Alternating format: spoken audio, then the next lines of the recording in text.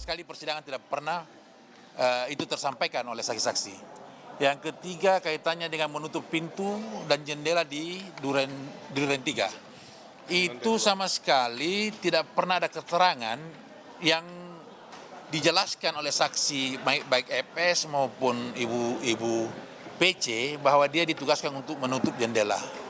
Nah, saya kira hal-hal seperti ini dan yang sama sekali tidak tergambar di persidangan, sehingga kami nanti dalam pledoi kami akan menjelaskan dengan detail apa-apa yang sepatutnya dijadikan dasar untuk menuntut seseorang dalam suatu perkara pidana. Karena tuntutan ini kan dasarnya dari fakta persidangan, tidak boleh dan lain. Nah, dakwaan itu kan dari berkas perkara. Olehnya itu kami juga menyampaikan bahwa dalam persidangan-persidangan yang lalu terkait dengan proses yang ada di pembuktian itu kan direkam semua oleh media, sehingga mudah kita lihat mana yang benar dalam tuntutan jaksa penuntut umum, mana yang tidak. Karena dari beberapa hal yang kami perlu tegaskan bahwa terkait dengan adanya penyampaian di dalam tuntutan yang menyatakan bahwa Pak Ferdi itu meminta Kuat untuk menutup jendela pintu di lantai 2 Duren 3, itu di dalam persidangan sama sekali tidak pernah ada keterangan seperti itu. Termasuk Kuat Ma'ruf ini melihat Pak Ferdi Sambo ini menembak Joshua, itu dalam persidangan tidak pernah ada terungkap.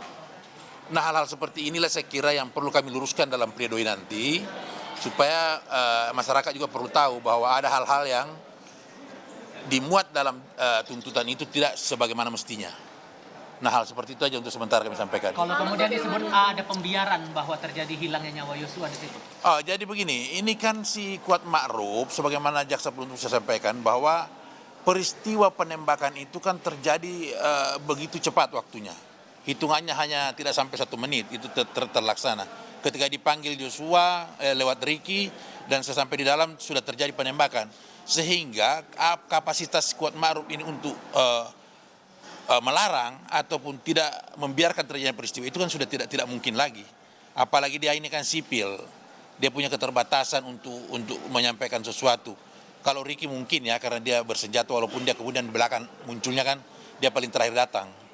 Tapi kalau ditanyakan pembiaran tidak sampai sejauh itu, karena dia secara logika juga kan tidak mungkin dilakukan melarang seseorang pada saat itu, sementara dia sendiri tidak tahu bahwa akan terjadi penembakan. Dan dia tidak sangka peristiwa ini setragis ini kejadiannya. Kalau kemudian dikaitkan dengan penerimaan uang 500 juta dan handphone yang tidak ditolak. Oke, jadi gini, mengenai pemberian itu kan setelah peristiwa. Dan sebelum peristiwa tidak pernah ada janji untuk memberikan sesuatu.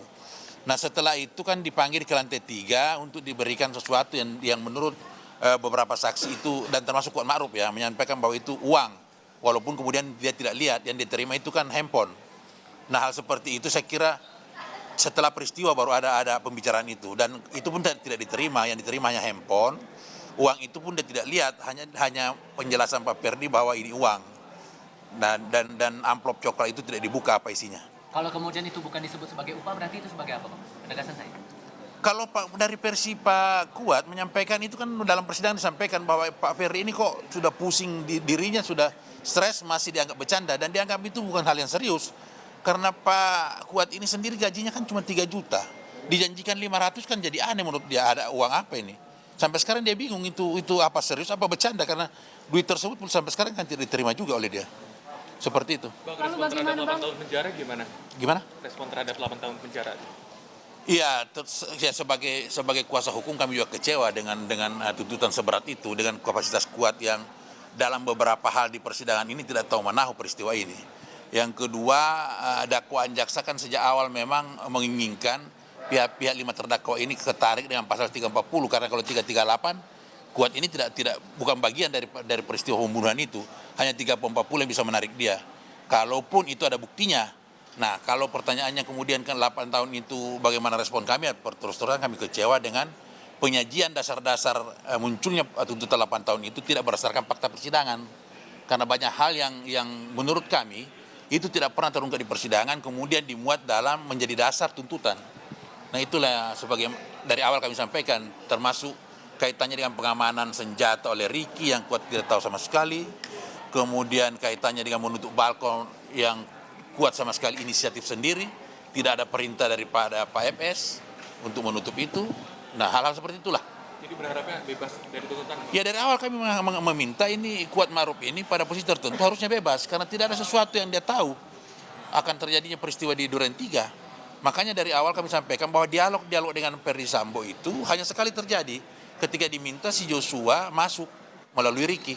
Sebelumnya di Magelang, di Saguling tidak ada sama sekali informasi terkait dengan adanya akan peristiwa terjadi di Duren 3. Seperti itu.